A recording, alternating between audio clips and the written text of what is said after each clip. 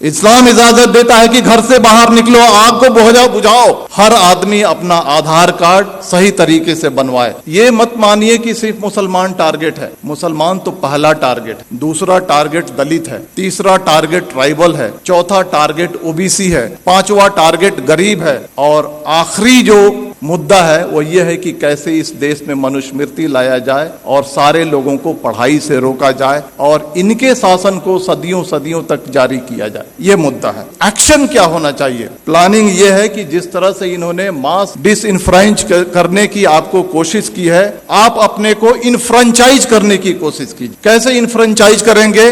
अपने सारे voting documents को प्रॉपर तरीके से सबसे पहले बनाइए। आज ही जा करके हर आदमी अपना आधार कार्ड, अपना इलेक्शन आइडेंटिटी कार्ड, बाकी सारे कार्ड्स सही तरीके से बनवाए। जो आदमी घर शिफ्ट करता है, शिफ्टिंग के बाद मैंने किताब लिखी है, उसमें कहा गया है कि अगर एक दलित और एक मुसलमान अगर अपने घर को शिफ्ट करता है तो उसके नाम को डिलीट कर दिया जाता है। आप जहां पर जाते हैं नए तरीके से अपने नाम को ऐड कीजिए। आपके मेल को फीमेल लिखा जाता है, आपके फोटो को चेंज कर दिया जाता है। बीजेपी के लोग फॉर्म नंबर 7 के थ्रू आपके वोटर आइडेंटिटी कार्ड को चैलेंज करते हैं। बिना इंक्वायरी के इलेक्शन कमीशन आपके वोटर आइडेंटिटी कार्ड को खत्म कर देता है। आप सजग नहीं है। सबसे पहले आप सजग होइए, सबसे पहले अपने कार्ड्स बनाइए। कार्ड्स बनाने के बाद जो वोटर लिस्ट है उसको उठाइए और देखिए कि महमूद आलम अगर लिखा हुआ है तो उसका स्पेलिंग सही है क्या? हम मेल हैं तो मेल है क्या? फीमेल हैं तो फीमेल है क्या?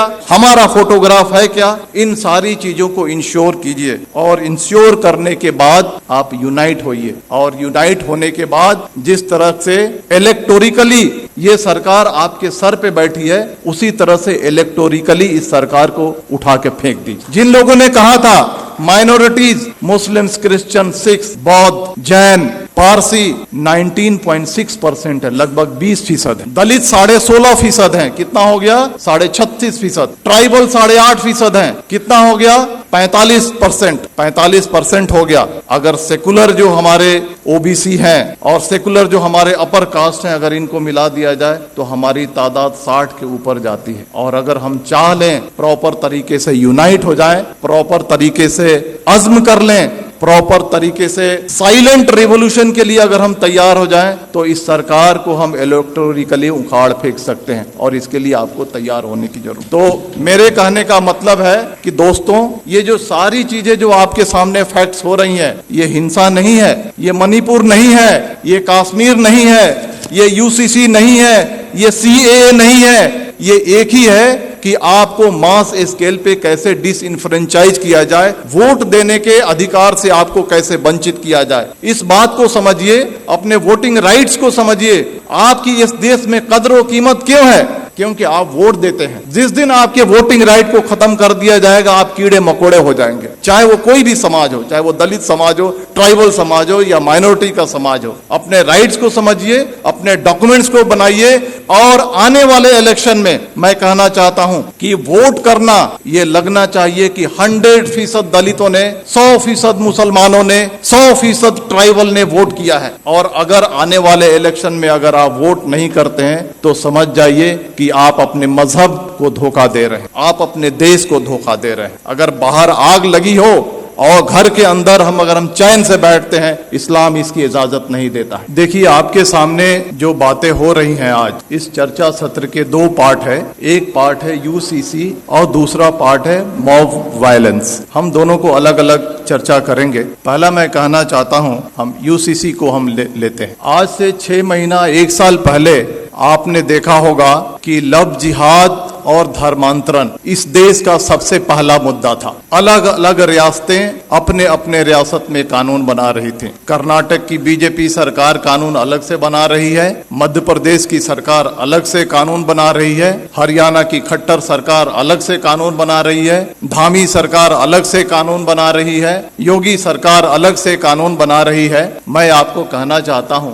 कि हिंदू, मुसलमान, सिख, ईसाई ये सारे राष्ट्रीय स्तर के मजहब हैं भारत में, अगर एक मजहब से धर्मांतरण करके अगर कोई दूसरे मजहब में जाता है, अगर सरकार को लगता है तो ये राष्ट्रीय समस्या होनी चाहिए, तो सरकार एक कानून बना करके इस समस्या को हल क्यों नहीं करती है? मल्टीपल स्टेट्स में मल्टीपल कानून क्यों बनते हैं? सरकार का मकसद है कि लव जिहाद और धर्मांतरण के जरिए जो हमारा जो सामाजिक स्पेस है उसको कम्युनलाइज किया जाए और जो इलेक्शन का जो माहौल है उसको पोलराइज किया जाए और पॉलिटिकल बेनिफिट उठाया जाए। तो बीजेपी का जो एजेंडा है, चाहे वो लव जिहाद हो, धर्मांतरण हो, या 2014 से लेकर के आज तक के जो भी फंडामेंटल चेंजेज आए हैं, ये पॉलिटिकल प्रोजेक्ट है। पॉलिटिकल प्रोजेक्ट किस लिए है? To gain political benefit. उसी तरह से यूसीसी आ रहा है। अगर सरकार को लगता है कि यूसीसी आनी चाहिए और राष्ट्रीय समस्या है, तो आसाम का चीफ मिनिस्टर हिमंता बिस्वा शर्मा क्यों कहता है कि हम पॉलीगेमी पे कानून बनाएंगे?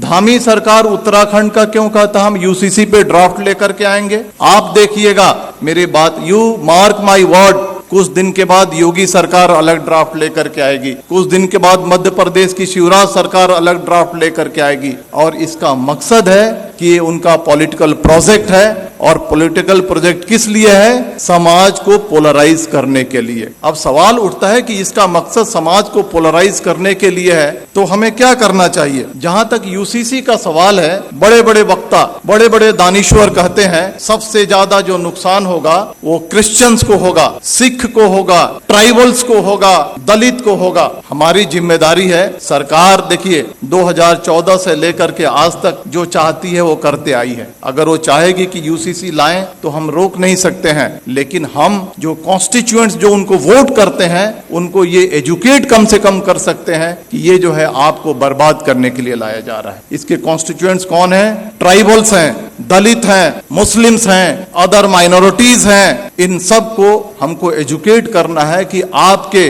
Different language, different culture, different रहन सहन आपके मजहब को बर्बाद करने के लिए लाया जा रहा है। और ये हिंदू कल्चर नहीं थोपा जा रहा है, ये Brahmanical mindset, upper caste Hindu mentality को कमजोरों पे थोकने की ये साजिश है। इसके लिए हमको देश को आगाह करने की जरूरत है। अब आते हैं मॉब वायलेंस में, क्योंकि वो ज्यादा देश के सामने एक बड़ा समस्या है। आपने देखा होगा कि जब भी मॉब वायलेंस होता है तो इसके दो पार्ट हैं कि जो बातें रिपीट हो रही हैं उसको बोलने की जरूरत नहीं है। जो पेपर में आता है, जो सोशल मीडिया पे आता है, जो वक्ताओं ने कहा है, it's a matter of record, उसको रिपीट करने की जरूरत नहीं। हम क्या नया रखते हैं उसका ज्यादा महत्व है। मॉब वायलेंस के दो पार्ट हैं, एक जो एक्चुअल जो विजिलेंटे ग्रुप और एक सरकार जो खामोशी से उसका सपोर्ट करती है। जो विजिलेंटे ग्रुप है, जो एक्चुअल क्राइम कमिट करता है, आज फ्रीली घूम रहा है, हथियार कलेक्ट कर रहा है, क्राइम कर रहा है, माइनॉरिटीज पे वार कर रहा है,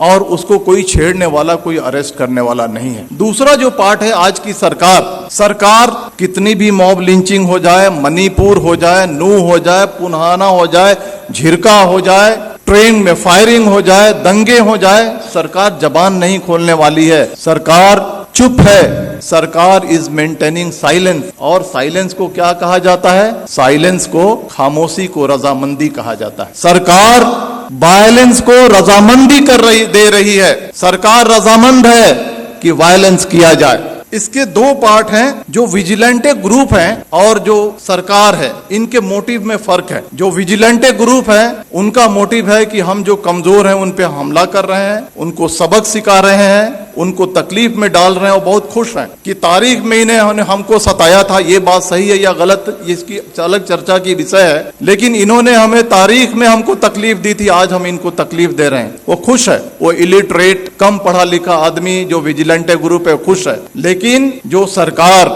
जो ऑर्गेनाइजेशन आरएसएस इस देश को चला रही है, उनका जो एजेंडा है वो एजेंडा बिल्कुल ही अलग है। वो एजेंडा है मास डिसइनफ्रेंचाइजमेंट की, यानी मास स्केल पे आपको वोट देने से वंचित किया जाए। इसको मैं समझाऊंगा, आप मुत्तफिक नहीं होंगे मेरी बातों से, लेकिन मैं समझाऊंगा। 19वीं सदी में सदर्न अमेरिका में gym crow system of mass disenfranchisement लागू किया गया था। कोर्ट ने भी इसकी इजाजत दी थी। यह क्या है कि छोटे मोटे क्राइम में आपको पनिशमेंट हो जाए, किसी तरह की आपने अनुशासनहीनता कर दी, किसी तरह से आपने अपने लाइफ को थोड़ा सा डेविएट कर लिया, इन सारे मुद्दों पे आपको वोट देने की राइट को छीन लिया जाएगा। This is the gym crow system of mass disenfranchisement. वही सिस्टम सरकार धीरे धीरे इस देश में लागू करना चाहती है। चाहे वो कश्मीर का मुद्दा हो, चाहे वो मणिपुर का मुद्दा हो, चाहे वो बुलडोजर का मुद्दा हो, चाहे वो CAA का मुद्दा हो, चाहे वो UCC का मुद्दा हो, ये 5 चीजें मैंने आपके सामने रखी हैं। ये पांचों जो मुद्दे हैं,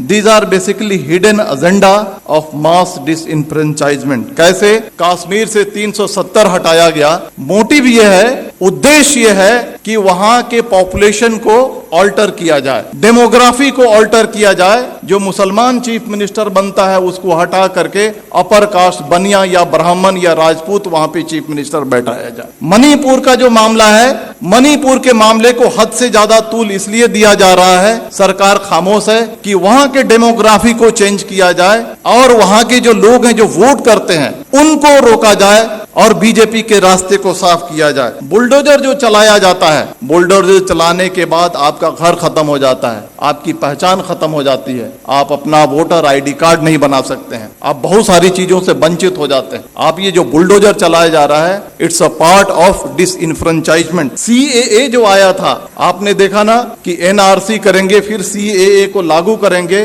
करोड़ों करोड़ों की तादाद में मुसलमानों को डिसइनफ्रेंच करने की ये साजिश थी। UCC जो लाया जा रहा है, छोटे छोटे सिविल मैटर्स को कैसे उसको पनिश करके और उस पनिशमेंट को आधार बना करके आपके वोटिंग राइट्स को छीना जाएगा। आज आपने देखा ना, एक डिफेमेशन केस को आधार बना करके एक राष्ट्रीय पार्टी के बड़े नेता के जब उसके सदस्यता को खत्म किया जा रहा, छीना जा रहा है, तो आपकी वोटिंग राइट्स कोई बड़ी चीज नहीं है। तो ये जो चीजें जो हमारे सामने हो रही हैं, ये आपके वोटिंग राइट्स को खत्म करने की है। लेकिन बहुत अफसोस की बात है कि ठीक है, बीजेपी के रियासतों में ये हो रहा है, लेकिन कांग्रेस रूल्ड स्टेट्स हैं, रीजनल पार्टी रूल्ड स्टेट्स हैं, OBC बेस की जो पार्टियां वो सरकार में है, जैसे बिहार है वहां पे हैं। लेकिन जब ये कम्युनल एलिमेंट्स कमजोरों पे, दलितों पे, मुसलमानों पे, अदर माइनॉरिटीज पे, ट्राइबल्स पे अत्याचार करती हैं, तो वैसी कार्रवाई नहीं करती हैं जैसी होनी चाहिए। ये बहुत अफसोस की बात। आग बुझाने का यही तरीका है कि अपने अधिकार को समझो।